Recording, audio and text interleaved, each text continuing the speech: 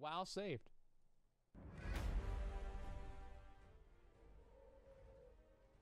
Hey everyone, and welcome back to the Mists of Pandaria That's how I felt too. retrospective. I'm going to start off the second episode with an admission. I've lied to all of you. This is not part 2 out of 2, this is 2 out of 3. I wrote the first episode before I really scoped out the second one, Thanks, and Bellior. well, Mists of Pandaria is just such a rich expansion that there's no way it could all be covered in so little time. This patch cycle brought tremendous change to the game, and experimentation aside, there was just a ton of content added, more than we had really seen before, and for the most part, more than we've really seen since. How are you going to say ton of content with a picture of 5.1? Things were not looking great. 5.2 is good, though. Beginning to depart in droves. With the launch not really having an amazing numerical success, therefore the burden rested on the patch content. Ooh, that was such a good idea, dude. To deliver. I love the Just 2 months Giants. after Mists of Pandaria launched, patch 5.1 released. This was actually amazing at the time, especially when the patch turned out to be so content-rich. It really wasn't the norm. They should have renamed that patch Subfall, because that's really what happened. 4 years with patch 7.1 of Legion, that Blizzard would do a similar thing, giving us a big patch close to launch. The initial story of Mists of Pandaria covered the early steps of each faction's elite. Sent there on an airship at great speed, we were supposedly far ahead of the actual armies. The job of patch 5.1 was to bring the war to Pandaria, and it did a pretty damn good job. The main content of this patch played out in 2 different ways. After a short initial quest with our faction leader, we established Lion's Landing and Domination Point. Then, as our forces did battle in the no man's land in between either base, players would have daily quests to do, and it was mostly special forces kind of stuff. There's no reason to do any of this. Killing officers, general it was a complete waste of efforts, fucking time. Kind of thing. And I hated this. Gonfell, thanks for 5 subs, man. They were kind of repetitive when you get down to it, even with Mists of Pandaria's big innovation of having a larger pool of potential daily quests than would spawn in a given day. This does seem a lot like WoD, for or not every WoD, faction BFA. in Mists, but it didn't Freudian really create the feeling of variety that the developers perhaps hoped for. As we tore our way through the dailies, we would, of course, get more and more reputation with the 2 new factions that came in with this patch. And here is where Blizzard did something great. There was a decently long set of quests that would be unlocked as you gained rep with the factions, and this meant that every few days you would have a new bit of story to do.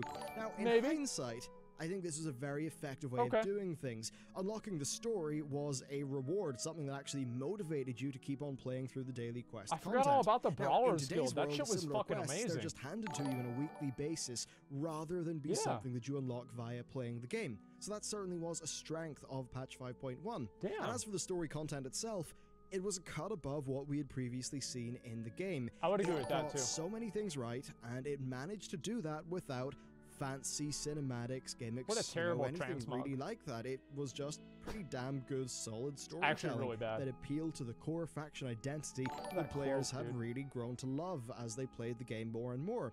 And that meant that they were telling a story that you were basically already invested in. So it went down like this. Garrosh wanted every possible advantage in this coming war, and he eventually found out about the Divine Bell. This was a Mogu artifact that would send friendly warriors into a frenzy. Whenever you're listening to Bellior tell this story, think about Sylvanas and BFA. Strike fear in the hearts of the enemies, all that sort of spooky stuff. But there was a problem for him. The Night Elves, well, they already found it and took it to Darnassus. So, Horde forces managed to recapture the artifact, but in doing so, they led the Alliance to believe that it was carried out by the Sunreavers. Enraged at the apparent betrayal, Jaina ordered and personally led the Purge of Dalaran, basically slaughtering everyone who didn't surrender immediately. She was such a crazy bitch. Who did. This was a humongous political mistake. Lorthamar, the leader of the Blood Elves, was at the time trying to cut a deal with Varian and the Alliance so that the Blood Elves could switch sides, because guess what? They thought Garrosh was being a bit of a dick to everyone and was doing some spooky stuff. We were going to get Blood Elves? On Pandaria, Garrosh did eventually get his hands on the Divine Bell, and Jaina ruined went it. to confront him, and well, this showdown was a pretty cool little event, nearly killed Anduin, but it did destroy the bell, denying Garrosh a key asset. And overall, it was just a really good, well-told story. Now, this also brought some new scenarios into the game, and these were heavily focused on this faction conflict, with the patch adding 2 for each faction, plus a scenario that was available for both. Now, while the scenarios, they weren't great, it was undeniably a pretty large amount of content. Actually, one of the Horde scenarios is particularly noteworthy. It covers the assassination attempt on Vol'jin by the Kor'kron forces under the direct orders of Garrosh, which is something that we will come back to later. Now, as you've probably noticed, dailies were a core part of this patch, and that means that it did contribute to the perception of there just being a massive amount of content that you had to do every day, that you just felt obligated to do, and that also meant that by 5.1, no way, was kind of out of the question. Well, patch 5.1 partially fixed this problem by adding in Grand Commendations. Purchasable at revered reputations would increase rep gains account-wide with the faction by 100%. Now, not only did this... So this was a great idea that Blizzard had and they never used again. Make that push to Exalted a bit easier, but more importantly, it's great. It made it far nicer on alts. And in my view, this went a long way to solving the problem, even though I do think in hindsight it was a bit of an overblown problem, because you didn't really need all the reputations at Exalted. Now, even though it was soon after launch, it was still a patch of experimentation. Blizzard added the item upgrade system, which would allow players to upgrade the item level of most bits of gear. Now, these upgrades, well, they were pricey enough, especially, you know, because VP was something that was on a weekly cap, but this system, you know, it would give you a reason to always cap your VP. It pretty much, was a bit grindy, right? But it did make, say, doing dungeons all the time continuously motivating, which is something that, say, in Warlords of Draenor didn't happen. So even though the dungeons were quite easy, they were actually ran really throughout Mists of Pandaria, and it was systems like the Valor points and the item upgrades that led to that being the case. And then finally, and also on the topic of experimentation, they added the Brawlers Guild. This allowed players to fight solo bosses of increasing difficulty, and it really was a fantastic bit of side content to do for the sake of cosmetic rewards and prestige. There's a guy I recruited to my guild because he beat the Brawlers Guild, leading to this sort of spectating game, and it really did feel like a secret club. Doubly so in the early days, because it was kind of rare enough to have an invite early on. Then patch 5.1 also added new stages to the legendary quest line. He died all the time. Getting a new prismatic socket on their weapon. Now, I didn't really cover the legendary quest line that much previously, so basically I'll do it now. Our arrival in Pandaria brings us into contact with Rathian, the uncorrupted son of Deathwing, who of course we offed in the past expansion. Now, we of course saved him as an egg back in Cataclysm, and then Rogues were a bit more involved with him with their legendary quest. Now, he was very interested in the conflict that was playing out across the continent, and the player was pretty much recruited as his champion. In return for helping him out, we would get some pretty damn sweet loot, which is a fair trade for any WoW player. For the most part, these quests didn't really involve much content, and they were mainly based around mob grinding, really something you'd be doing anyway with the reputation system, and then you'd also have to sometimes collect raid items with RNG drops. That was certainly one of the more frustrating I actually really like the elements legendary of quest the line. Legendary quest. I just don't think it should have given you a legendary. We'll be talking quite a bit more about as this video rolls on, though.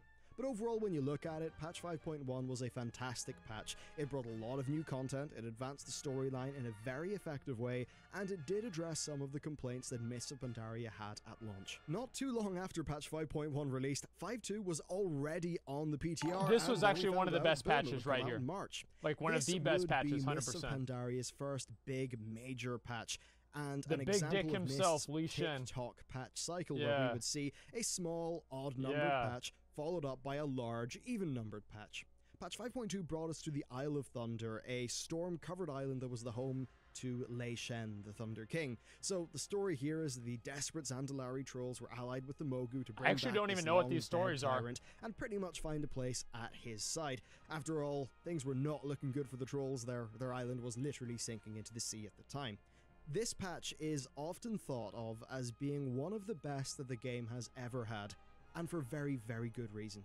Now, the narrative latched onto the tensions between the Kirin Tor, who are now an overtly Alliance faction, and the Sun Reavers that we covered in patch 5.1, now that the Sun Reavers fully allied themselves with the Blood Elves. Now, both sides kick off the patch with an assault on the island, which is told in the form of a scenario. Who gives a fuck? Basically used this patch as a test Talk about of the whether rares. the scenario tech could be used to deliver scripted single-player content in a way that would allow for a more tailored experience. Then, after securing our tenuous foothold on the island, the first set of daily Who quests gives a unlocked, fuck? and each day you would be sent to a few of the total pool of daily quest areas, and then as you completed these quests, your server would actually progress the siege of the island, and then every time they tried to do Isle Qualdanis again, basically. A story scenario would be unlocked for you to do. This would push the story forward and also unlock new quest areas on the island, as well as lead to the construction of permanent bases for the Kirintor and Sunreavers on the island.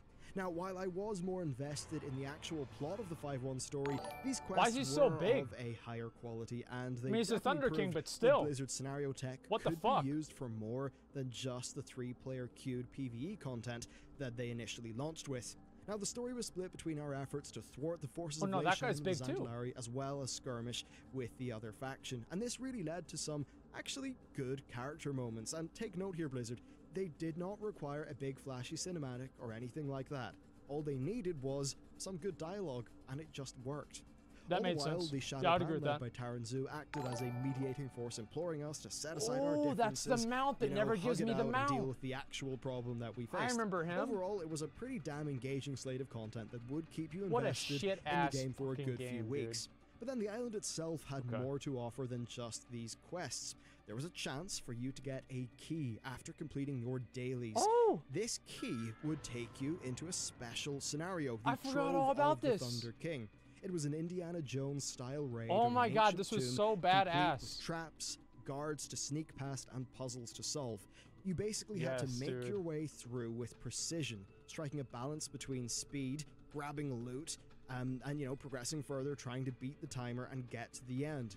Chests could contain gold, bonus roll currency, other minor rewards, and the chest keys as well. I would Now, do this these every keys that you single find week, inside man. The chests were important because when the timer On ran every out, character. your Shadowpan allies would yank you out of the trove, and you'd be left in the I don't know final why they treasure don't room. do this more Here often you would open now. as many of those final chests as you had keys, and these could contain loads of gold, various useful items, as well Yep. as a pretty rare chance to get some gear. This was one of the coolest bits of content that World of Warcraft, in my view, had ever had. And was they took it crammed with out. Creativity and challenge. Just a truly They fantastic, took it out of the game. unique addition that genuinely felt different to most of the day-to-day content that you did. Normally having, one such bit of content like the treasure trove is, you count yourself lucky. Not the case here. We have the Warlock Greenfire quest, easily one of the best bits of class content to ever be put into the game.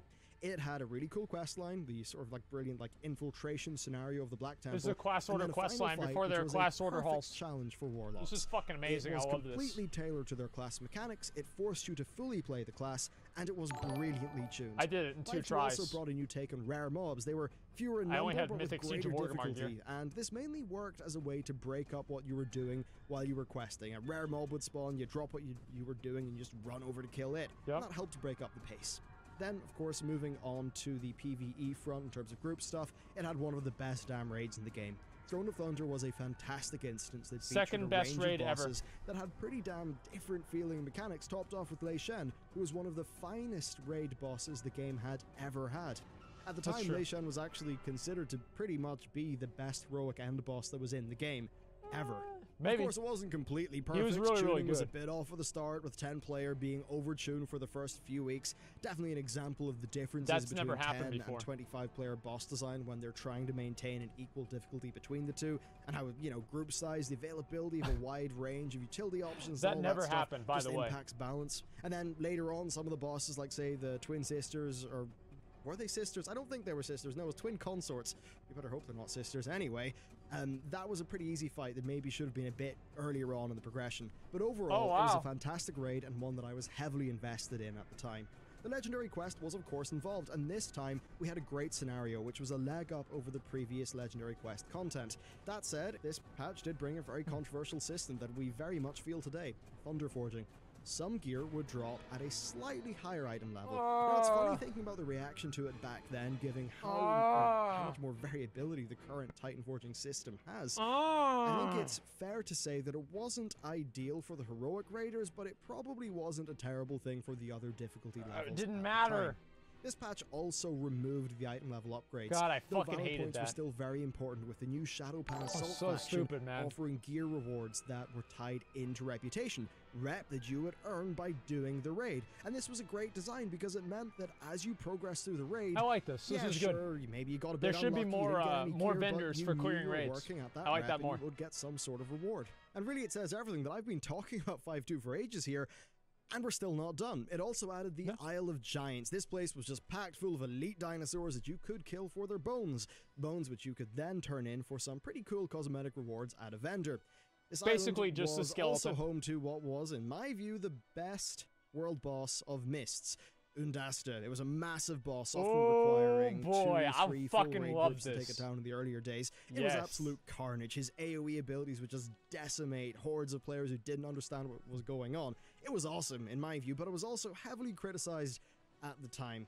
By the babies. So here's why it was fucking badass. Is Undasta had this ability. It was like Cthulhu's I-beam. And every single time that he hit somebody with it, it would chain to the next closest person if they were closer than 5 yards to the person that got targeted. So it would just chain to more and more and more people. And every single time that it chained, it did double damage. So you would have it chained to like 40 people and have Undasta hit someone for like 18 million damage and fucking delete their character. It was amazing. I fucking loved this boss, man.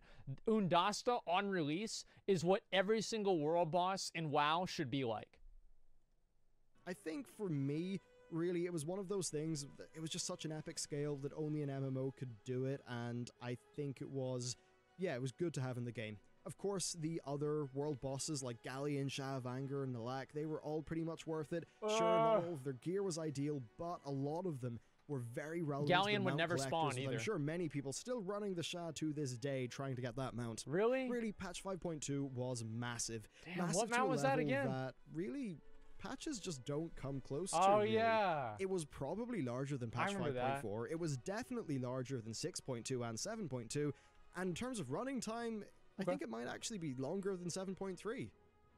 Kind of amazing, really. And it's around this time that the broad story of MoP sort of changes. 5.0 and 5.1 were marred by massive sub-losses.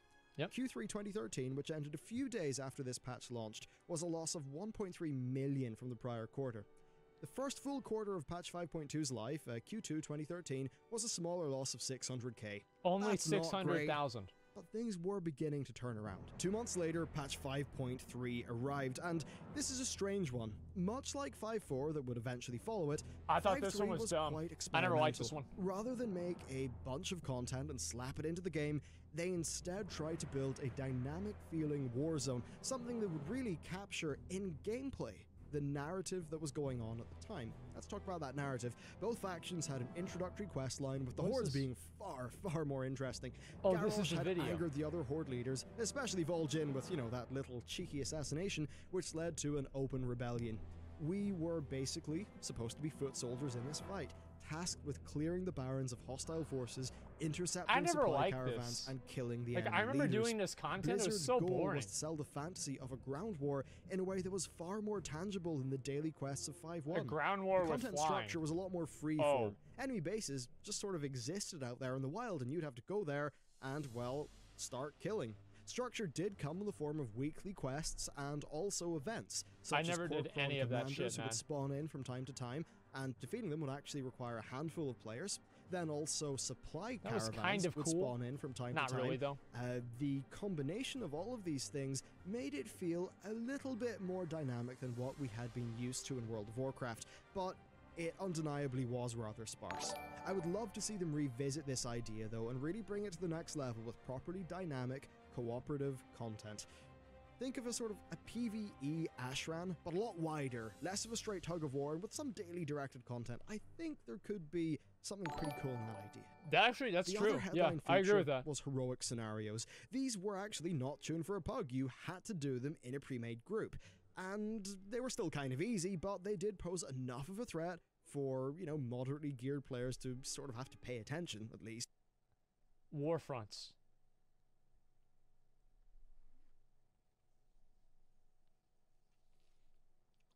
Heroic scenarios sucked. There was no reason to do them outside of the gear. They were not fun. They were not engaging. I remember by the end of Mists of Pandaria, you could say heroic scenario to me and I would get a headache. And they fast became the way to get VP capped for a week as well, so they were actually done quite a lot.